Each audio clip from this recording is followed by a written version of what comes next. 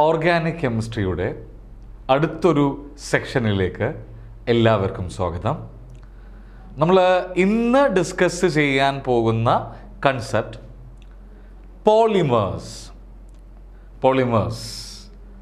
ആ പേരിൽ നിന്ന് തന്നെ നിങ്ങൾക്ക് വ്യക്തമാകും എന്താണ് എന്നുള്ള കാര്യം. അപ്പോൾ PSC അനുബന്ധിച്ച് ഇതിൽ നിന്ന് ചോദിക്കാൻ സാധ്യതയുള്ള ക്വസ്റ്റ്യനുകളുടെ എണ്ണം 2 എണ്ണമാണ്. 2 തവണയും ഇതിൽ നിന്ന് 2 ക്വസ്റ്റ്യൻ ചോദിച്ചിരുന്നു. അപ്പോൾ കൃത്യമായി ഇതിൽ നിന്നുള്ള ക്വസ്റ്റ്യൻ നിങ്ങൾക്ക് ഉറപ്പിക്കാം.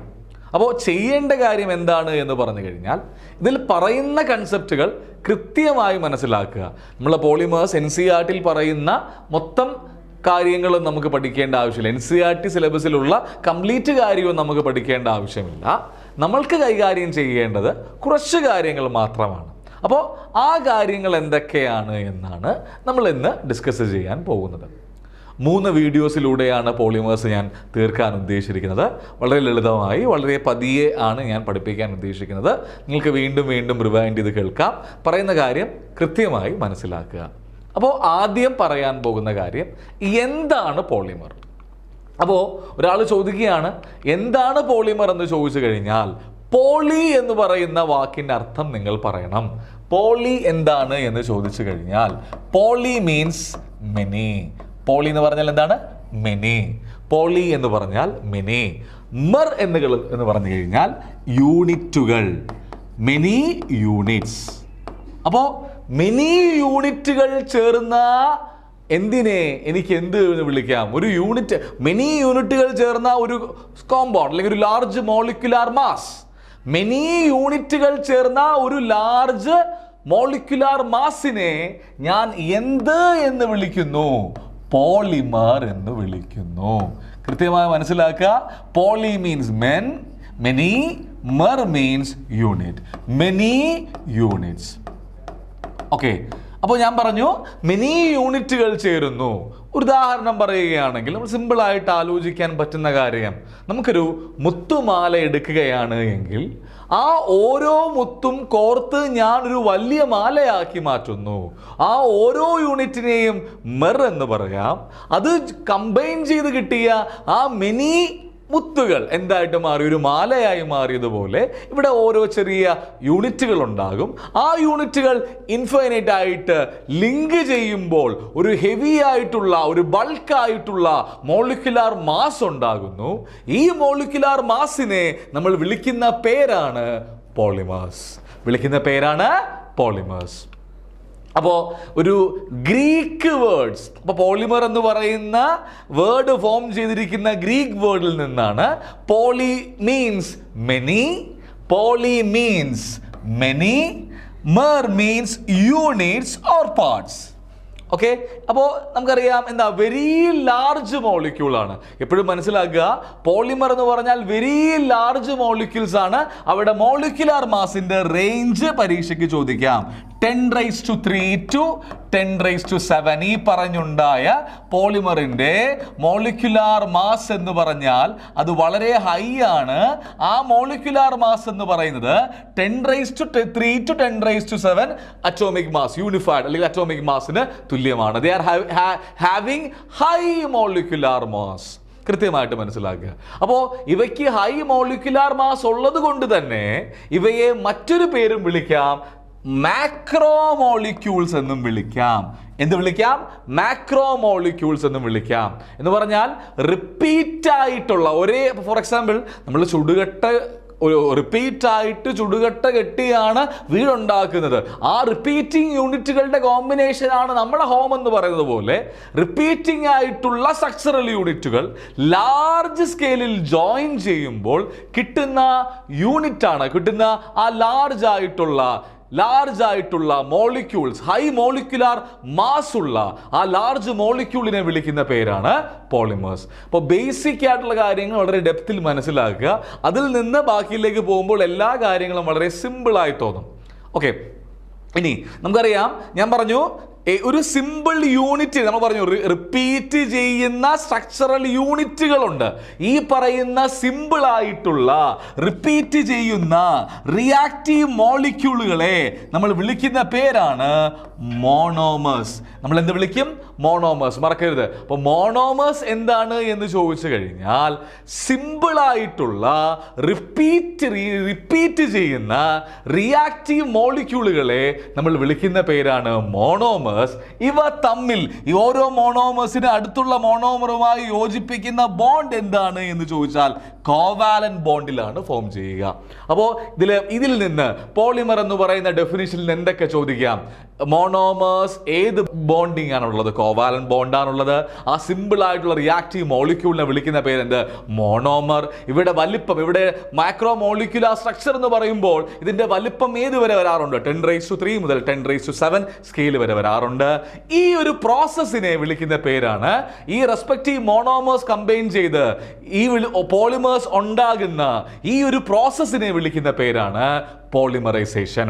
മോണോമേഴ്സ് കമ്പൈൻ ചെയ്ത് പോളിമേഴ്സ് ആയി മാറുന്ന പ്രോസസ്സിനെ വിളിക്കുന്ന പേര് പോളിമറൈസേഷൻ. കൃത്യമായി മനസ്സിലായി എന്ന് വിശ്വസിക്കുന്നു. ഞാൻ ഒന്നും കൂടെ പറയാം. പോളിമേഴ്സ് എന്ന് പറഞ്ഞാൽ റിപ്പീറ്റ് ആയിട്ട് റിയാക്റ്റീവ് ആയിട്ടുള്ള സിമ്പിൾ ആയിട്ടുള്ള മോണോമേഴ്സ് കമ്പൈൻ ചെയ്യുന്നു. ആ മോണോമേഴ്സ് കമ്പൈൻ ചെയ്ത് ലാർജ് മോളിക്യൂൾ ഉണ്ടാകുന്നു. ഹൈ മോളിക്യുലാർ മാസ് ഉള്ള ഒരു ലാർജ് മോളിക്യൂൾ ഉണ്ടാകുന്നു. ഇതിനെ വിളിക്കുന്ന പേരാണ് എന്ത്? പോളിമർ.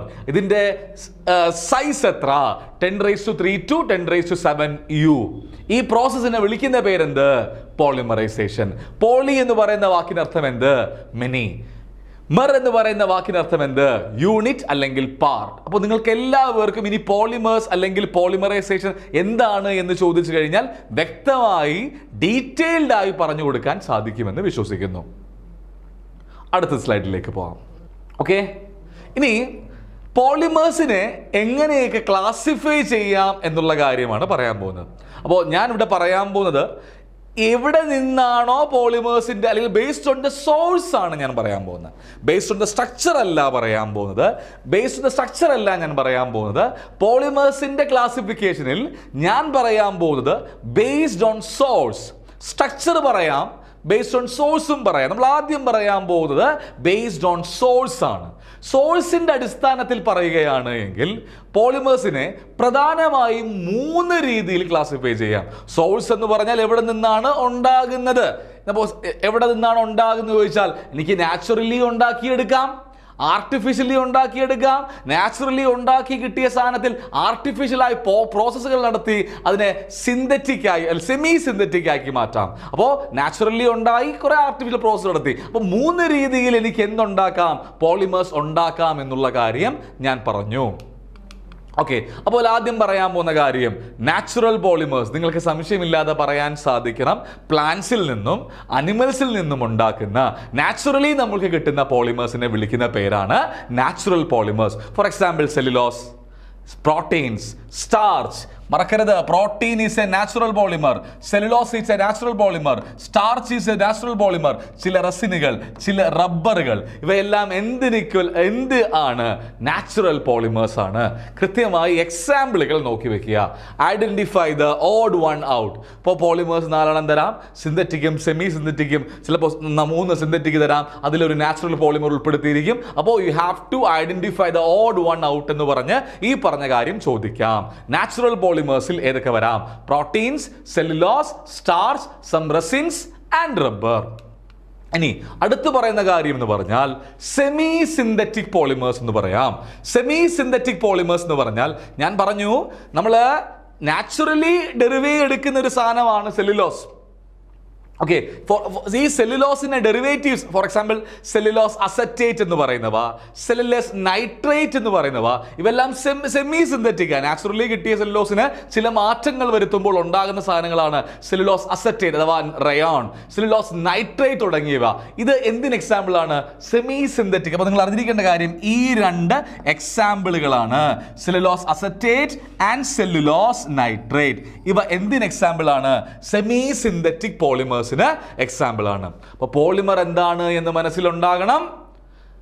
മോണോമേഴ്സ് കമ്പൈൻ ചെയ്ത് റിപ്പീറ്റ് ആയിട്ടുണ്ടായ ലാർജ് മോളിക്യുലാർ മാസിനെ 10⁻³ മുതൽ 10⁻⁷U വരെ വരുന്ന ലാർജ് മോളിക്യുലാർ മാസിനെ വിളിക്കുന്ന പേരാണ് പോളിമർ. ആ പ്രോസസ്സിനെ വിളിക്കുന്ന പേര് പോളിമറൈസേഷൻ. ക്ലാസിഫൈ ചെയ്തു: natural polymer, cellulose protein starch, cellulose acetate, cellulose nitrate. അത് നാച്ചുറൽ അല്ല, സെമി സിന്തറ്റിക് പോളിമേഴ്സ് ആണ്. ഇനി അടുത്ത് സിന്തറ്റിക് പോളിമേഴ്സ് എന്ന് പറഞ്ഞു കഴിഞ്ഞാൽ നമുക്കറിയാം, കംപ്ലീറ്റ് ആയിട്ട് കെമിക്കൽ മെത്തേഡ്സിലൂടെ ഉണ്ടാക്കിയെടുക്കുന്ന പോളിമേഴ്സിനെ വിളിക്കുന്ന പേരാണ് സിന്തറ്റിക് പോളിമേഴ്സ്. ഫോർ എക്സാമ്പിൾ നമ്മുടെ പ്ലാസ്റ്റിക്, പോളിത്തീൻ പറയാം, നൈലോൺ 6 പോലുള്ള പറയാം, റബ്ബേഴ്സ്, ബ്യൂണായൻ ഇത് തുടങ്ങിയവയും എന്തിൽ പറയാം? ഈ പറയുന്ന സിന്തറ്റിക് പോളിമേഴ്സിൽ പറയാം. എക്സാമ്പിളുകൾ ഓർത്ത് വെച്ചേക്കുക: nylon 6, polythene, buna, N is there, buna S is there. ഇതെല്ലാം എന്തിന് എക്സാമ്പിൾ ആണ്? സിന്തറ്റിക് പോളിമേഴ്സിന് എക്സാമ്പിൾ ആണ്. ബേസ്ഡ് ഓൺ ദ സോഴ്സ് ആണ് നമ്മൾ പറഞ്ഞത്. ബേസ്ഡ് ഓൺ ദ സോഴ്സ് അനുസരിച്ച് പോളിമേഴ്സിനെ നമ്മൾ 3ആയി തരംതിരിച്ചു എന്നുള്ള കാര്യം കൃത്യമായി അറിഞ്ഞിരിക്കുക. പോളിമേഴ്സിനെ തരംതിരിക്കുന്ന കാര്യത്തിലേക്ക് ഡീറ്റെയിൽഡ് ആയി നിങ്ങൾ പോകേണ്ട ആവശ്യമില്ല, കാരണം അത് പരീക്ഷയ്ക്ക് ചോദിക്കില്ല. നമ്മുടെ സിലബസിൽ അത് ഉൾപ്പെടുത്തിയിട്ടില്ല. ചില സാഹചര്യത്തിൽ നമുക്കറിയാം, ഈ പറയുന്ന സിലബസിൽ നിന്ന് പുറത്തും ക്വസ്റ്റ്യൻസ് ഈ പറയുന്ന മേഖലയിൽ ചോദിക്കാമെന്ന് എല്ലായ്പ്പോഴും ഇമ്പോർട്ടൻറ്റ് നോട്ടായിട്ട് കൊടുക്കുന്ന കാര്യമാണ്. സോ ഈ പറഞ്ഞ കാര്യവും നിങ്ങൾ അറിഞ്ഞിരിക്കുക. ചില സാഹചര്യങ്ങൾ ഓഡ് ദ വൺ ഔട്ട് എന്നൊക്കെ പറഞ്ഞ് ചോദിക്കാം. ഓക്കെ, പോളിമർ എന്താണ് എന്നറിയാം, ടൈപ്സ് ഓഫ് പോളിമേഴ്സ് എന്താണ് എന്ന്, ബേസ്ഡ് ഓൺ ദ സോഴ്സ് എന്തൊക്കെയാണ് എന്നുള്ള കാര്യം നിങ്ങൾക്കിപ്പോൾ അറിയാം. ഇനി ഞാൻ അടുത്ത് പറയുന്ന കാര്യം എന്ന് പറഞ്ഞാൽ, അവിടെ ആക്ട് ചെയ്യുന്ന സ്ട്രക്ചർ അനുസരിച്ച്, മോളിക്യുലാർ ഫോഴ്സ് അനുസരിച്ച്, അല്ലെങ്കിൽ മോഡ് ഓഫ് പോളിമറൈസേഷൻ അനുസരിച്ച് വീണ്ടും ഇവയെ ക്ലാസിഫൈ ചെയ്യാം. സ്ട്രക്ചർ അനുസരിച്ച് ലീനിയർ, ക്രോസ് ലിങ്ക്ഡ് തുടങ്ങിയ രീതിയിൽ അവയെ ക്ലാസിഫൈ ചെയ്യാം. മോളിക്യുലാർ ഫോഴ്സസ് അനുസരിച്ച് തെർമോസെറ്റിക് പ്ലാസ്റ്റിക്സ്, തെർമോപ്ലാസ്റ്റിക്, ഫൈബേഴ്സ് തുടങ്ങിയ രീതിയിൽ നമുക്ക് അവയെ ക്ലാസിഫൈ ചെയ്യാം. മോഡ്സ് ഓഫ് പോളിമറൈസേഷൻ അനുസരിച്ച് അഡീഷൻ പോളിമറൈസേഷൻ ആണോ, കണ്ടൻസേഷൻ പോളിമറൈസേഷൻ ആണോ എന്ന രീതിയിലും നമുക്ക് ഇവയെ ക്ലാസിഫൈ ചെയ്യാം. ക്ലാസിഫിക്കേഷനിലേക്ക് കൂടുതൽ പോകാതിരിക്കുന്നതിനുള്ള കാരണം എന്ന് പറഞ്ഞാൽ അത് നമ്മുടെ സെക്ഷനിൽ വരുന്നില്ല, ജസ്റ്റ് ഒരു ഐഡിയ മാത്രം ഉണ്ടായിരുന്നാൽ മതി. ബേസിസ് സോഴ്സ് ഞാൻ പറഞ്ഞു, സ്ട്രക്ചർ അനുസരിച്ച് ലീനിയർ ആണോ, ബ്രാഞ്ച്ഡ് ആണോ, നെറ്റ്വർക്ക് ആണോ തുടങ്ങിയ രീതിയിലാണ് ഈ പറയുന്ന സ്ട്രക്ചറിൽ വരിക. മോളിക്യുലർ ഫോഴ്സ് എന്ന് പറയുമ്പോൾ ഫൈബേഴ്സ് വരാം, തെർമോപ്ലാസ്റ്റിക്സ് വരാം, തെർമോസെറ്റിക് പ്ലാസ്റ്റിക്സ് വരാം തുടങ്ങിയ കാര്യങ്ങളാണ് മോളിക്യുലാർ ഫോഴ്സിൽ വരിക. മോഡ് ഓഫ് പോളിമറൈസേഷൻ എന്ന് പറയുമ്പോൾ അഡിഷൻ പോളിമറൈസേഷനും condensation polymerisation, types of polymerisation ആണ് എന്തിൽ വരിക? മോഡ്സ് ഓഫ് പോളിമറൈസേഷനിൽ വരിക. ഇതൊരു ഒന്ന് കേട്ടിരുന്നാൽ മാത്രം മതി, ഒരു ഐഡിയ ഉണ്ടായിരിക്കുക. ബേസ് സ്ട്രക്ചർ എന്തൊക്കെ വരാം? ലീനിയർ സ്ട്രക്ചർ ആയിട്ട് വരാം, ആ സ്ട്രക്ചറിൽ ബ്രാഞ്ച്ഡ് ആയിട്ട് വരാം. ഫോഴ്സ് എന്തൊക്കെ വരാം? തെർമോസെറ്റിക് എന്ന് പറഞ്ഞാൽ ടെമ്പറേച്ചർ കൊടുക്കുമ്പോൾ സെറ്റ് ആകുന്ന പ്ലാസ്റ്റിക്സ് ഒരു പർട്ടിക്കുലർ ടെമ്പറേച്ചർ കൊടുത്തു കഴിഞ്ഞു. ഫോർ എക്സാമ്പിൾ നമ്മുടെ സ്വിച്ച് ബോർഡ് എന്ന് കൺസിഡർ ചെയ്യുക, ബേക്ക് ലൈറ്റ് ആണ്. അത് ഞാനൊന്ന് ചൂടാക്കി കഴിഞ്ഞാൽ അതിൻ്റെ ഷേപ്പ് ചേഞ്ച് ചെയ്യും. അത് എനിക്ക് റീമോൾഡ് ചെയ്യാനോ റീഷേപ്പ് ചെയ്യാനോ സാധിച്ചില്ല എങ്കിൽ അതിനെ തെർമോസെറ്റിംഗ് എന്ന് പറയാം. തെർമോപ്ലാസ്റ്റിക്സ് എന്ന് പറഞ്ഞു കഴിഞ്ഞാൽ എനിക്ക് അവയെ ചൂടാക്കി വീണ്ടും ഷേപ്പ് മാറ്റി ഉപയോഗിക്കാൻ സാധിക്കുന്നവയെ എനിക്ക് എന്ത് പറയാം? തെർമോപ്ലാസ്റ്റിക്സ് എന്ന് പറയാം. തെർമോപ്ലാസ്റ്റിക്സും തെർമോസെറ്റിംഗ് പ്ലാസ്റ്റിക്സും എന്താണ് എന്ന് അറിഞ്ഞിരിക്കുക. തെർമോസെറ്റിംഗ്, ടെമ്പറേച്ചർ കൊടുത്തു കഴിഞ്ഞാൽ സെറ്റായി പോയി എന്ന് പറഞ്ഞാൽ റീയൂസ് ചെയ്യാൻ സാധിക്കാത്തവ, റീമോൾഡ് ചെയ്യാൻ സാധിക്കാത്തവ, അവയെ വിളിക്കുന്ന പേരാണ് തെർമോസെറ്റിംഗ് പ്ലാസ്റ്റിക്സ്. ഫോർ എക്സാമ്പിൾ, ഏറ്റവും നല്ല ഉദാഹരണം ബേക്ക് ലൈറ്റ്. തെർമോപ്ലാസ്റ്റിക് സാധാരണയായി റീയൂസ് ചെയ്യാൻ സാധിക്കുന്ന, ടെമ്പറേച്ചർ മാറ്റി കഴിഞ്ഞാൽ, ടെമ്പറേച്ചർ ഒരു particular beyond a particular limit, it can be particular limit of temperature, it can be remolded and reshaped. അതിനെ വിളിക്കുന്ന പേരാണ് തെർമോപ്ലാസ്റ്റിക്സ്. ഇത് ബേസിക് ഡെഫിനിഷൻ ആണ്, നമ്മൾ പോളിമേഴ്സ് പറയുന്ന സമയത്ത് പറഞ്ഞിരിക്കേണ്ട കാര്യമാണ്, അതുകൊണ്ട് മാത്രമാണ് പറഞ്ഞത്. ഇനി അഡിഷൻ പോളിമേഴ്സ് ഉണ്ട്, കണ്ടൻസേഷൻ പോളിമേഴ്സ് ഉണ്ട്. അതും ബേസിക് ആയിട്ടുള്ള കാര്യമാണ്. അഡിഷൻ എന്ന് പറഞ്ഞാൽ ഒരു സിംഗിൾ ആയിട്ടുള്ള ആൾ, ഞാൻ പറഞ്ഞു ഒരു വെള്ളമുത്താണെങ്കിൽ ആ വെള്ളമുത്ത് മാത്രം ആഡ് ചെയ്ത് പോകുന്ന സാഹചര്യം, അതാണ് അഡിഷൻ പോളിമറൈസേഷൻ. കണ്ടൻസേഷൻ പോളിമേഴ്സ് എന്ന് പറയുമ്പോൾ രണ്ട് ഡിഫറെന്റ് ആളുകൾ തമ്മിൽ കമ്പൈൻ ചെയ്യുന്നു. ആ സമയത്ത് ഒരു പ്രോഡക്റ്റ് എപ്പോഴും ഉണ്ടായിക്കൊണ്ടിരിക്കുക, ചിലപ്പോൾ വാട്ടർ ആകാം. അപ്പോൾ ഈ പറയുന്ന രീതിയിൽ ഫോം ചെയ്യുന്നതിന് വിളിക്കുന്ന പേരാണ് കണ്ടൻസേഷൻ പോളിമറൈസേഷൻ. അതൊരു ഐഡിയ ഉണ്ടായിരുന്നാൽ മാത്രം മതി. ക്ലാസിഫിക്കേഷൻ പറയുമ്പോൾ ഏറ്റവും പ്രധാനമായി സോഴ്സ് അറിഞ്ഞിരിക്കുക, സ്ട്രക്ചർ എന്ന് പറയുമ്പോൾ ലീനിയർ ഉണ്ട്, ബ്രാഞ്ചഡ് ഉണ്ട് എന്ന് അറിഞ്ഞിരിക്കുക, മോളിക്കുലാർ ഫോഴ്സിൽ മനസ്സിൽ വരേണ്ട കാര്യം തെർമോ സെറ്റിങ്ങും തെർമോപ്ലാസ്റ്റിക്സും മനസ്സിലുണ്ടായിരിക്കുക, മോഡ് ഓഫ് പോളിമറൈസേഷൻ പറയുമ്പോൾ അഡിഷൻ പോളിമറൈസേഷനും കണ്ടൻസേഷൻ പോളിമറൈസേഷനും മനസ്സിലുണ്ടാവുക. അഡിഷൻ എന്ന് പറഞ്ഞാൽ ഒരൊറ്റ മുത്ത് മാത്രം കോർത്തുണ്ടാക്കിയ മാല, കണ്ടൻസേഷൻ എന്ന് പറഞ്ഞാൽ രണ്ട് വലിപ്പത്തിലുള്ള ഡിഫറെൻ്റ് ആയിട്ടുള്ള മുത്തുകൾ കമ്പൈൻ ചെയ്ത് ഒരു ബൈ പ്രോഡക്റ്റ് എപ്പോഴും ഉണ്ടായിക്കൊണ്ടിരിക്കുകയാണ് എങ്കിൽ അതിനെ വിളിക്കുന്ന പേരെന്ത്? Condensation polymerisation. ഇത് മനസ്സിലുണ്ടായിരിക്കുക. അപ്പോൾ പോളിമേഴ്സ് എന്ന് പറയുന്ന കാര്യം കേൾക്കുമ്പോൾ ഈ പറയുന്ന കാര്യങ്ങളെല്ലാം നിങ്ങളുടെ തലച്ചോറിൽ വന്നിട്ടുണ്ടാകണം. ഓക്കെ, അടുത്ത പറയുന്ന കാര്യം പോളിമർ. ഞാൻ പറഞ്ഞു അഡിഷൻ പോളിമേഴ്സിനെ വിളിക്കുന്ന മറ്റൊരു പേര് ഇമ്പോർട്ടൻ്റ് ആണ്, ചെയിൻ ഗ്രോത്ത് പോളിമറൈസേഷൻ.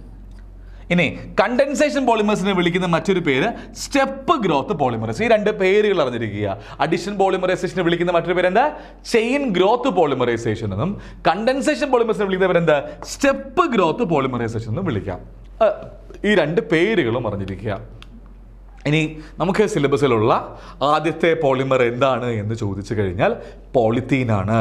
അപ്പോൾ ഞാൻ ഓരോരോ പോളിമേഴ്സിലേക്ക് പറയാൻ പോവുകയാണ്. ഓരോ പോളിമർ പറയുന്ന സമയത്തും അതിൻ്റെ സ്ട്രക്ചർ നിങ്ങളുടെ തലച്ചോറിൽ ഉണ്ടാകണം. പറയുന്ന കാര്യം കൃത്യമായി മനസ്സിലാകണം. അത് വരച്ച് തന്നെ നോക്കണം. കാരണം അതിൻ്റെ മോണോമർ യൂണിറ്റുകൾ അനുസരിച്ച് പരീക്ഷയ്ക്ക് ചോദിക്കാം. ഐഡൻറ്റിഫൈ ദ മോണോമർ യൂണിറ്റ് അല്ലെങ്കിൽ ഐഡന്റിഫൈ ദ എന്ന് പറഞ്ഞാൽ പോളിത്തീൻ ഒരു പോളിമറാണ്. ഈ പോളിമർ ഉണ്ടാക്കിയ മോണോമർ ഏതാണ് എന്ന രീതിയിൽ ചോദ്യം ചോദിക്കാം. അപ്പോൾ കൃത്യമായൊരു ധാരണ വേണം മോണോമർ യൂണിറ്റിനെ പറ്റി. അപ്പോൾ പോളിത്തീൻ എന്ന് പറഞ്ഞു കഴിഞ്ഞാൽ ആദ്യം മനസ്സിലാക്കേണ്ട കാര്യം അത് ഒന്നീ ലീനിയർ ആകാം അല്ലെങ്കിൽ സ്ലൈറ്റ്ലി ബ്രാഞ്ച്ഡ് ആയിട്ടുള്ള ലോങ് ചെയിൻ മോളിക്യൂൾസ് ആണ്. അപ്പോൾ ഞാൻ നേരത്തെ പറഞ്ഞ തെർമോപ്ലാസ്റ്റിക് വീണ്ടും ഇവിടെ വന്നു. എന്താ ഇവ എനിക്ക് എന്ത് ചെയ്യാൻ സാധിക്കും? ഹീറ്റ് ചെയ്ത് കഴിഞ്ഞാൽ റിപ്പീറ്റ്ലി സോഫ്റ്റ് ആവുകയും കൂള് ചെയ്യുമ്പോൾ എന്താവുകയും ചെയ്യും? ഹാർഡ് ആവുകയും ചെയ്യും. So they belong to the category of thermoplastic polymers. അപ്പോൾ തെർമോപ്ലാസ്റ്റിക് പോളിമേഴ്സിന്റെ ഒരു ഉദാഹരണമാണ് പോളിത്തീൻ. ഞാൻ എന്ത് ചെയ്തു? ചൂടാക്കിയപ്പോൾ സോഫ്റ്റ് ആയി, തണുപ്പിച്ചപ്പോൾ വീണ്ടും എന്തായി? ഹാർഡായി. അപ്പോൾ എനിക്ക് എന്ത് ചെയ്യാൻ സാധിക്കും? വീണ്ടും റീയൂസ് ചെയ്യാൻ സാധിക്കും. പോളിത്തീൻ അതിന് ഒരു ഉദാഹരണമാണ്. സോ പോളിത്തീൻ എന്ന് പറഞ്ഞാൽ റീയൂസ് ചെയ്യാൻ സാധിക്കുന്ന ചൂടാക്കിയാൽ സോഫ്റ്റ് ആകുകയും തണുപ്പിച്ചാൽ ഹാർഡ് ആവുകയും ചെയ്യുന്ന പോളിമറാണ് പോളിത്തീൻ. സോ ഇതൊരു തെർമോപ്ലാസ്റ്റിക് ആണ്. രണ്ട് തരത്തിലുള്ള പോളിത്തീനുകൾ ഉണ്ട് എന്ന് കൃത്യമായി അറിഞ്ഞിരിക്കുക. ഇത് ഉണ്ടാക്കുന്ന രീതി വളരെ വളരെ പ്രധാനപ്പെട്ടതാണ്. പോളിത്തീൻ ഉണ്ടാക്കുന്ന രീതി വളരെ വളരെ പ്രധാനപ്പെട്ടതാണ്. ഞാൻ വീണ്ടും പറയുന്നു, പോളിത്തീൻ ഒരു തെർമോപ്ലാസ്റ്റിക്സ് ആണ്.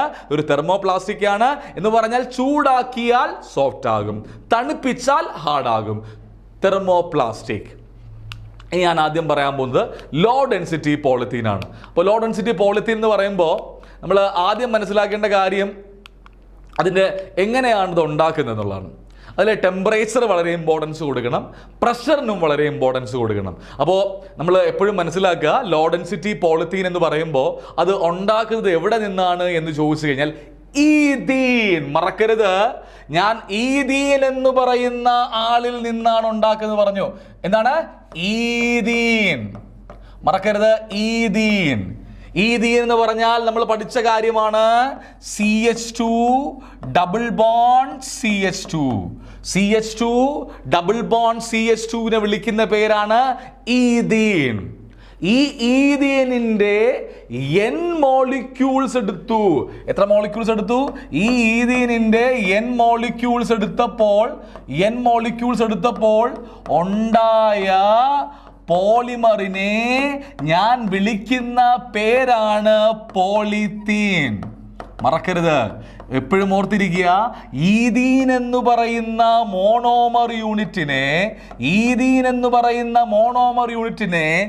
N മോളിക്യൂൾസിനെ ഒരു പർട്ടിക്കുലർ കണ്ടീഷനിൽ ഞാൻ പ്രവർത്തിപ്പിച്ചപ്പോൾ ഉണ്ടായ പോളിമറാണ് പോളിത്തീൻ. മറക്കരുത്, ഈഥീനാണ് പോളിത്തീനായി മാറിയത്. ഈഥീനാണ് എന്തായിട്ട് മാറിയത്? പോളിയതീനായി മാറിയത്. എനിക്ക് അറിയാം CH2 ഡബിൾ ബോണ്ട് CH2. അപ്പോൾ അതിൻ്റെ മോണോമർ യൂണിറ്റ് ഏതാണെന്ന് ചോദിക്കാം. കൃത്യമായ ഒരു ഐഡിയ വേണം. അപ്പോൾ ഈ ഞാൻ പറഞ്ഞു, പോളിമറൈസ് ചെയ്തു ഈഥീനെ പോളിയതീനാക്കാൻ ചില കണ്ടീഷനുകളുണ്ട്. ഒന്ന്, high pressure of 1000 to 2000 atmosphere. ഒന്നാമത്തെ കാര്യം, ഒന്നാമത്തെ കണ്ടീഷൻ, പ്രഷർ എന്താണ്? 1000 to 2000 ATM. കാണാതെ പഠിക്കണം, നന്നായിട്ട് മനസ്സിലാക്കി തന്നെ പഠിക്കുക. ടെമ്പറേച്ചർ 350 മുതൽ 570 കെൽവിൻ. 350 മുതൽ 570 കെൽവിൻ. ഇവിടെ ഒരു ഇനിഷ്യേറ്റർ അഥവാ ഒരു കാറ്റലിസ്റ്റ് ആക്ട് ചെയ്യുന്നുണ്ട്. ട്രേസസ് ഓഫ് ഓക്സിജൻ, ഡയോക്സിജൻ അല്ലെങ്കിൽ പെറോക്സൈഡ്. പെറോക്സൈഡ് മറക്കരുത്, പെറോക്സൈഡ്, ഡയോക്സിജൻ അല്ലെങ്കിൽ peroxide initiators. Dioxygen or peroxide initiators. അപ്പോൾ ഈഥീൻ എന്ന് പറയുന്ന ആളെ കൃത്യമായിട്ട് മനസ്സിലാക്കുക. എത്രമാത്രം ടെമ്പറേച്ചറിൽ? 350 മുതൽ 570 കെൽവിൻ ടെമ്പറേച്ചർ. എത്ര? 350 മുതൽ 570 കെൽവിൻ. പ്രഷർ 1000 മുതൽ 2000 അറ്റ്മോസ്ഫിയറിക് പ്രഷറിൽ ഈഥീൻ എന്ന് പറയുന്ന ആളെ ഞാൻ എടുത്തു. റിയാക്ട് ചെയ്യാൻ പോവുകയാണ്. റിയാക്ഷൻ സ്റ്റാർട്ട് ചെയ്യാൻ വേണ്ടി ഞാൻ ട്രേസസ് ഓഫ് പെറോക്സൈഡ് ഇനിഷ്യേറ്റേഴ്സ് മറക്കരുത്, അഡിഷൻ പോളിമറൈസേഷൻ ആണ്. സോ അവിടെ എടുക്കുന്ന ഇനിഷ്യേറ്റേഴ്സ് പെറോക്സൈഡ്സ് ആണ്. അപ്പോൾ അവിടെ ഉണ്ടാകുന്ന പോളിമർ എന്താണ് എന്ന് ചോദിച്ചു കഴിഞ്ഞാൽ എന്താണ്? ലോ ഡെൻസിറ്റി പോളിത്തീൻ ആണ്. അപ്പോൾ ഇതൊരു അഡിഷൻ പ്രോസസ്സാണ്, ഒരു അഡിഷൻ പോളിമറൈസേഷൻ ആണ്, ഒരു റാഡിക്കൽ, ഫ്രീ റാഡിക്കൽ അഡിഷൻ പ്രോസസ്സാണ് എന്ന് പറയാം. ഇനി വേറൊരു കാര്യം മനസ്സിലാക്കുക, ഇതിന് ബ്രാഞ്ച്ഡ് സ്ട്രക്ചർ ആണ്, തെർമോപ്ലാസ്റ്റിക് ആണ്. മാത്രമല്ല സ്ട്രക്ചർ പറയുകയാണെങ്കിൽ ബ്രാഞ്ച്ഡ് സ്ട്രക്ചേഴ്സ് ആണ്.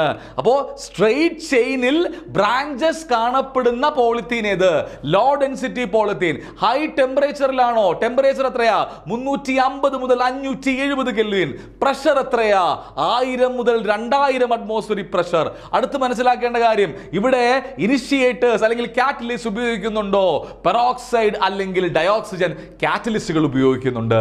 അപ്പോൾ അവിടെ ഉണ്ടായ പോളിമർ എന്താണ്? പോളിത്തീൻ. മറക്കരുത്, പോളിത്തീൻ എന്ന് പറയുമ്പോൾ ലോ ഡെൻസിറ്റി. ലോ എന്ന് കേൾക്കുമ്പോൾ നിങ്ങൾ ഒരിക്കലും ലോ പ്രഷർ ആണെന്ന് വിചാരിക്കരുത്. ലോ ഡെൻസിറ്റി എന്ന് പറയുമ്പോൾ ഹൈ പ്രഷർ, 1000 മുതൽ 2000 ATM പ്രഷർ. നീ ടെമ്പറേച്ചർ 350 മുതൽ 570 കെൽവിനും.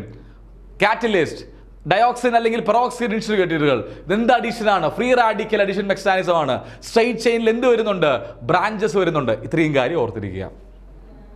Temperature, pressure, catalyst, straight chain with branches, free radical addition.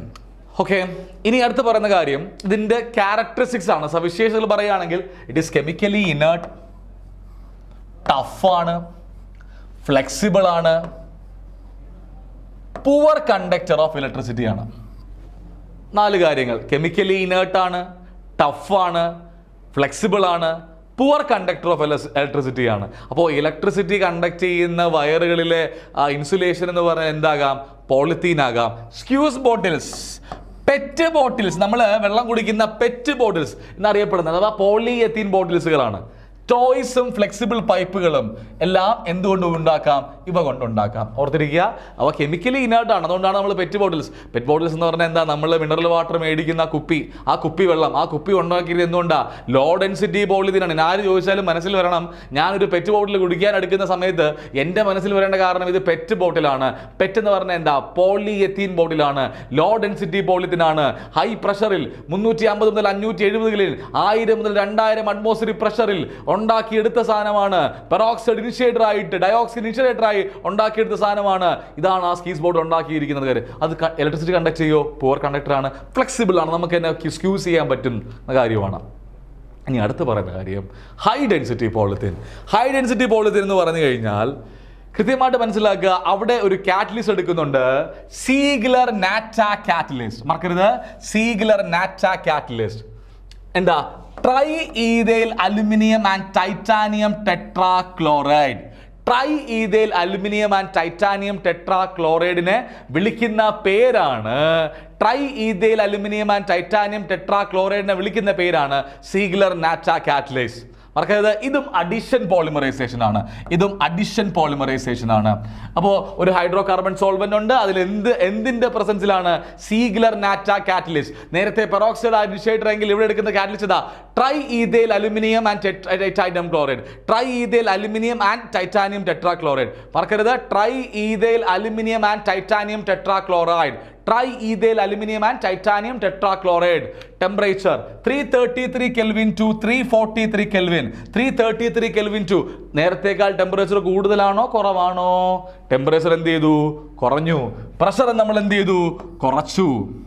നേരത്തെ കാട്ടി എത്ര ഇരട്ടിയാണ് കുറവ് നോക്കുക. അപ്പോൾ ഉണ്ടാകുന്ന പോളിമേഴ്സിനെ വിളിക്കുന്ന പേരാണ് ഹൈ ഡെൻസിറ്റി പോളിമേഴ്സ്. അപ്പോൾ ഹൈ എന്ന് കേൾക്കുമ്പോൾ ഹൈ ടെമ്പറേച്ചർ ആണ്, ഹൈ പ്രഷർ ആണ് എന്ന് ആരും വിചാരിച്ചു വരുത്. ഹൈ ഡെൻസിറ്റി പോളിത്തീൻ ആണെങ്കിൽ ടെമ്പറേച്ചർ കുറവാണ്, പ്രഷറും കുറവാണ്. ഇവ ലീനിയർ മോളിക്കുലർ സ്ട്രക്ചർ ആണ്, ഹൈ ഡെൻസിറ്റി ആണ്, ഹൈ ക്ലോസ് പാക്കിംഗ് ഉള്ളത് കൊണ്ട് ഹൈ ഡെൻസിറ്റി ആണ്. ഇതിന് എക്സാമ്പിൾ എന്ന് പറഞ്ഞാൽ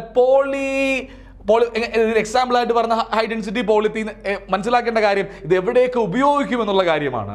ഒന്ന്, ബക്കറ്റ്സ് ഉണ്ടാക്കാൻ, ഡസ്റ്റ്ബിൻസ് ഉണ്ടാക്കാൻ, ഇവിടെയും ബോട്ടിൽസ്, കുറച്ച് കട്ടിയുള്ള ബോട്ടിൽസ്, പൈപ്സ് ഒക്കെ പറയാം. ഓക്കെ, അപ്പോൾ നമ്മൾ മനസ്സിലാക്കേണ്ട കാര്യം ഇവയും കെമിക്കലി ഇനേർട്ടാണ്, ടഫാണ്. നമ്മൾ നേരത്തെ പറഞ്ഞ ഫ്ലെക്സിബിൾ അല്ല. ഫ്ലെക്സിബിൾ ആയിട്ടുള്ള പോളിത്തീൻ ആണ് ലോ ഡെൻസിറ്റി. ഹൈ ഡെൻസിറ്റി എന്തല്ല? ഫ്ലെക്സിബിൾ അല്ല, they are hard. So bucket ഉണ്ടാക്കുക, ഡസ്റ്റ്ബിൻ ഉണ്ടാക്കുക, കുറച്ച് കട്ടിയുള്ള ബോട്ടിൽസ് ഉണ്ടാക്കുക, കുറച്ച് കട്ടിയുള്ള പൈപ്പ്. ഫ്ലെക്സിബിൾ ആയിട്ടുള്ള പൈപ്പ് അല്ല. ഫ്ലെക്സിബിൾ പൈപ്പ് ആരാ? ലോ ഡെൻസിറ്റി പോളിത്തീൻ ആണ്. ഹൈ ഡെൻസിറ്റി പോളിത്തീൻ എന്താ? പൈപ്പുകൾ. അത് ഫ്ലെക്സിബിൾ എന്ന് പറയോ? ഒരിക്കലും ഫ്ലെക്സിബിൾ എന്ന് പറയത്തില്ല. അപ്പോൾ ഈ ഒരു കാര്യം കൃത്യമായി അറിഞ്ഞിരിക്കുക. വീണ്ടും പറയാം, അഡിഷൻ പോളിമേഴ്സ് ആണ്. അവിടെ ഒരു കാറ്റലിസ്റ്റ് ഉപയോഗിക്കുന്നുണ്ട്, സീഗ്ലർ നാറ്റ കാറ്റലിസ്റ്റ്. എന്താണ് Ziegler catalyst? Try ethyl aluminium and titanium tetrachloride. Tri ethyl aluminium and titanium tetrachloride. Temperature എത്രയാണ്? 333 Kelvin to 343 Kelvin. പ്രഷർ എത്രയാണ്? 6 to 7 അറ്റ്മോസ്ഫിയറിക് പ്രഷർ. അപ്പോൾ ഹൈ ഡെൻസിറ്റി ആണ് ക്ലോസ് പാക്കിംഗ് കാരണം. അവയ്ക്ക് ലീനിയർ സ്ട്രക്ചർ ആണ്, ലീനിയറിൽ branch വരുന്നില്ല. Linear structure ആണ്, ടഫാണ്, ഹാർഡാണ്, chemical ഇനേർട്ടാണ്. നമ്മുടെ വീട്ടിൽ ഉപയോഗിക്കുന്ന ബക്കറ്റുകൾ, ഡസ്റ്റ്ബിന്നുകൾ, ബോട്ടിലുകൾ, പൈപ്പുകൾ, ഇതെല്ലാം എന്തിന് ഉദാഹരണം പറയാം? ഹൈ ഡെൻസിറ്റി പോളിത്തീന് ഉദാഹരണമായി പറയാം. അപ്പോൾ ഫസ്റ്റ് പറഞ്ഞ പോളിമർ ലോ ഡെൻസിറ്റി പോളിത്തീൻ, രണ്ടാമത് പറഞ്ഞ കാര്യം ഹൈ ഡെൻസിറ്റി പോളിത്തീൻ. രണ്ടും ഉണ്ടാക്കിയത് ഈദിയിലാണ് എന്ന് പറഞ്ഞു. ടെമ്പറേച്ചറും പ്രഷർ കണ്ടീഷനും മാറുമ്പോൾ രണ്ട് തരത്തിലായി എന്നുള്ള കാര്യം ബോധം വേണം. ഫ്ലെക്സിബിൾ ആയിട്ടുള്ള സാധനം ഇത് മനസ്സിൽ വരണം. ഇലക്ട്രിക്കൽ ഇൻസുലേഷൻ ഉണ്ടാക്കുന്ന സാധനം ഇത്, ഹൈ ടെമ്പറേച്ചറിൽ ഉണ്ടാക്കുന്ന സാധനം ഇത്, ഹൈ പ്രഷറിൽ ഉണ്ടാക്കുന്ന സാധനം ഇത്, ലോ ടെമ്പറേച്ചറിൽ എന്ത്, ലോ പ്രഷറിൽ എന്ത്, ഡസ്റ്റ്ബിൻ എന്നാണ് ഉണ്ടാക്കുന്നത്, ബക്കറ്റ് എന്നാണ് ഉണ്ടാക്കുന്നത്. ഇതെല്ലാം മനസ്സിലുണ്ടായിരിക്കുക. അടുത്തതിലേക്ക് പോകാം. അപ്പോൾ അടുത്ത് പറയുന്ന കാര്യം ടെഫ്ലോൺ, പോളി ടെട്രാഫ്ലൂറോ. നേരത്തെ പറഞ്ഞ പോലെ തന്നെ നമ്മൾ നേരത്തെ ഈഥീൻ എന്ന് പറഞ്ഞപ്പോൾ CH2 ഡബിൾ ബോണ്ട് CH2 ആണ് എങ്കിൽ ഇവിടെ H മാറി 2 ഫ്ലൂറിൻ വന്നു, വേറെ ഒരു ചേഞ്ചും ഇല്ല. ടെട്രാഫ്ലൂറോ ഇഥീൻ. ആ 4 ഹൈഡ്രജൻ മാറി 4 എന്തോന്നായി? ഫ്ലൂറിനായി. ടെട്രാഫ്ലൂറോ എഥീൻ. അപ്പോൾ പോളി ടെട്രാഫ്ലൂറോ ഇതിനെ വിളിക്കുന്ന പേരാണ് എന്ത്? പോളി ടെട്രാഫ്ലൂറോ ഇതിനെ വിളിക്കുന്ന പേരാണ് ടെഫ്ലോൺ. ടെഫ്ലോൺ എന്ന് പറഞ്ഞ കാര്യം മിക്കവാറും എല്ലാവർക്കും അറിയാം. ടെഫ്ലോൺ കോട്ട് ചെയ്യുക എന്ന് പറഞ്ഞു കഴിഞ്ഞാൽ നോൺ സ്റ്റിക്ക് പാത്രങ്ങളെല്ലാം എന്തുകൊണ്ടുണ്ടാക്കിയ സാധനങ്ങളാണ്? ടെഫ്ലോൺ കൊണ്ടുണ്ടാക്കിയ സാധനങ്ങളാണ്. അപ്പോൾ ഇതിൽ മനസ്സിലാക്കേണ്ട കാര്യം, അപ്പോൾ ടെട്രാഫ്ലൂറോ ഇതിനും അവിടെ ഒരു കാറ്റലിസ്റ്റ്, ഫ്രീ റാഡിക്കൽ അല്ലെങ്കിൽ per sulphate catalyst, high pressure, chemically ഇനേർട്ടാണ്, റെസിസ്റ്റൻസ് ടു കൊറോഷന് റെസിസ്റ്റ് ചെയ്യും. സോ ഓയിൽ സീലുകൾ ഉണ്ടാക്കാൻ സഹായിക്കുന്നു, ഗ്യാസ്കറ്റുകൾ ഉണ്ടാക്കാൻ സഹായിക്കുന്നു, നോൺ സ്റ്റിക്ക് ആയിട്ടുള്ള സർഫസ് കോട്ട് ചെയ്യാൻ ഉപയോഗിക്കുന്നു. മറക്കരുത്, എന്തുകൊണ്ട് ഓയിൽ സീലും ഗ്യാസ്കറ്റും? They are resistant to attack by corrosive agent. They are resistant to attacking by corrosive agents. So they can be used for making oil seals, gaskets and non-stick surface. മറക്കരുത്, Teflon ചോദിക്കാം. നോക്കൂ, N times CF2 ഞാൻ പറഞ്ഞു. High catalyst, high പ്രഷറിലാകുമ്പോൾ ഉണ്ടാകുന്ന സാധനമാണ് എന്ത്? Teflon. Per sulphate കാറ്റലിസ്റ്റുകളാണ്. എന്ത് കാറ്റലിസ്റ്റുകളാണ്? Per sulphate കാറ്റലിസ്റ്റുകളാണ്. ഇനി പോളി അക്രിലോനൈട്രൈൽ. അപ്പോൾ പോളി അക്രിലോനൈട്രൈൽ എന്ന് പറഞ്ഞാൽ നമ്മൾ മനസ്സിലാക്കേണ്ട കാര്യം എന്ന് പറഞ്ഞു കഴിഞ്ഞാൽ ആകെപ്പാട് ഒരു ചേഞ്ചേ ഉള്ളൂ. നമ്മൾ CH2 ഡബിൾ ബോണ്ട് CH2 പറഞ്ഞു, ഈഥീൻ. ഇതിലെ ഒരു ഹൈഡ്രജൻ ഞാനങ്ങ് മാറ്റി. ഇതിൽ ഒരു ഹൈഡ്രജൻ ഞാനങ്ങ് മാറ്റി, ആ ഹൈഡ്രജന് പകരം ഒരു ഹൈഡ്രജൻ ഞാനങ്ങ് മാറ്റി, ആ ഹൈഡ്രജന് പകരം ഒരു CN വന്നു. അത്രേ ഉള്ളൂ. അതിൻ്റെ N മോളിക്യൂൾസ് എല്ലാം ഈഥീന് പോലുള്ള മോളിക്യൂളാണ് എന്ന് ആലോചിക്കുക. CH2 ഡബിൾ ബോണ്ട് CH2 നിന്ന് സ്റ്റാർട്ട് ചെയ്തപ്പോൾ ഉണ്ടായി പോളി എഥീൻ. അവിടെയുള്ള 4 ഹൈഡ്രജനും മാറി 4 ഫ്ലൂറിൻ വന്നു, ഉണ്ടായ സാധനം പോളി ടെട്രാഫ്ലൂറോ എഥീൻ. അടുത്ത് ഒരു ഹൈഡ്രജൻ മാറി, അവിടെ CN വന്നു, ഉണ്ടായ സാധനം പോളി അക്രിലോ നൈട്രൈൽ. ഇനി ഇതിനകത്ത് 2 കാര്യം കൂടെ ഞാൻ പറയാം. നിങ്ങൾക്ക് ഇത് പഠിക്കുമ്പോൾ ഓർത്തിരിക്കാൻ പറ്റിയ 2 കാര്യം കൂടെ പറയാം. ഈ CN മാറി അവിടെ Cl വരികയാണെങ്കിൽ അതിനെ വിളിക്കുന്ന പേര് വിനൈൽ ക്ലോറൈഡ്. അപ്പോൾ ഇവിടെ നിന്നുണ്ടായ സാധനം എന്തായിരിക്കും? Poly vinyl chloride. ഇനി അടുത്ത് ഞാൻ വീണ്ടും ഒരു സാധനം പറയാൻ പോവുകയാണ്. ഇവിടുത്തെ Cl മാറി ഒരു ബെൻസീൻ റിംഗ് ആണ്, ഉണ്ടാകുന്ന ആലോചിക്കുക. അപ്പോൾ ഇതിനെ വിളിക്കുന്ന പേരാണ് സ്റ്റൈറീൻ. അപ്പോൾ ഉണ്ടാകുന്ന സാധനം എന്താ? പോളിസ്റ്റൈറീൻ. അപ്പോൾ കൃത്യമായിട്ട് മനസ്സിലാക്കുക. എല്ലാം തന്നെ ഒരു സിമ്പിൾ രീതിയിൽ നിങ്ങൾക്ക് മോണോമർ യൂണിറ്റുകൾ ഓർത്തിരിക്കാൻ സാധിക്കും. എവിടെ നിന്നാണ് നമ്മൾ ഓർത്ത് തുടങ്ങേണ്ടത്? നമ്മൾ എല്ലായ്പ്പോഴും ഓർത്ത് തുടങ്ങേണ്ട കാര്യം ഞാനത് അത് പറഞ്ഞതിന് ശേഷം ഇത് എക്സ്പ്ലെയിൻ ചെയ്യാം. നമ്മൾ ആ സിമ്പിൾ ആയിട്ടുള്ള കാര്യം ഓർത്ത് കഴിഞ്ഞാൽ നിങ്ങൾക്ക് മിക്കവാറും 2-3 ക്വസ്റ്റ്യൻ ചെയ്യാൻ സാധിക്കും. അത് ഞാൻ ആദ്യം ഒന്ന് പറയാം. CH2 ഡബിൾ ബോണ്ട് CH2 എന്ന് പറയുന്ന മോണോമർ യൂണിറ്റിനെ വിളിക്കുന്ന പേര് ഈഥീൻ. ഈഥീനിൽ നിന്നുണ്ടാകുന്ന സാധനം പോളി ഈഥീൻ. ഇനി ഈ 2 ഹൈഡ്രജനും മാറി 2 ഫ്ലൂറിൻ ആയി കഴിഞ്ഞാൽ അതിന്റെ പേര് ടെട്രാഫ്ലൂറോ ഈഥീൻ. ടെട്രാഫ്ലൂറോ ഈഥിൽ നിന്നുണ്ടാകുന്ന സാധനം പോളി ടെട്രാഫ്ലൂറോ ഈഥീൻ. അതിനെ വിളിക്കുന്ന പേര് ടെഫ്ലോൺ. ഇനി 2 ഫ്ലൂറിൻ ഇതിലെ 2 ഹൈഡ്രജൻ മാറി, ഒരു ഹൈഡ്രജൻ മാറി അവിടെ CN വന്നു കഴിഞ്ഞാൽ അതിനെ വിളിക്കുന്ന പേര് അക്രിലോ നൈട്രൈൽ. മറക്കരുത്, അക്രിലോ നൈട്രൈൽ. ഇനി CH2 ഡബിൾ ബോണ്ട് CH, അവിടെ CN പകരം അറ്റാച്ച് ചെയ്യുന്നത് ഒരു ബെൻസീൻ റിംഗ് ആണെങ്കിൽ അതിനെ വിളിക്കുന്ന പേര് സ്റ്റൈറീൻ. മോണോമർ യൂണിറ്റുകളാണ് ഞാൻ പറഞ്ഞുകൊണ്ടിരിക്കുന്നത്. അപ്പോൾ ഈഥീന്റെ മോണോമർ യൂണിറ്റ് നിങ്ങൾക്ക് അറിയാം. CH2 double bond CH2, 4 hydrogen മാറി 4 ഫ്ലൂറിൻ വന്നു, പേരെന്തായി? ടെട്രാഫ്ലൂറോ ഈഥീൻ. പോളിമേഴ്സ് എന്ന് പറയുന്ന ഫസ്റ്റ് വീഡിയോ അവസാനിക്കുകയാണ്. ബാക്കിയുള്ള കാര്യങ്ങളുമായി ബാക്കി വീഡിയോസ് നമ്മൾ അടുത്ത ക്ലാസ്സിൽ എടുക്കുന്നതാണ്. Thank you.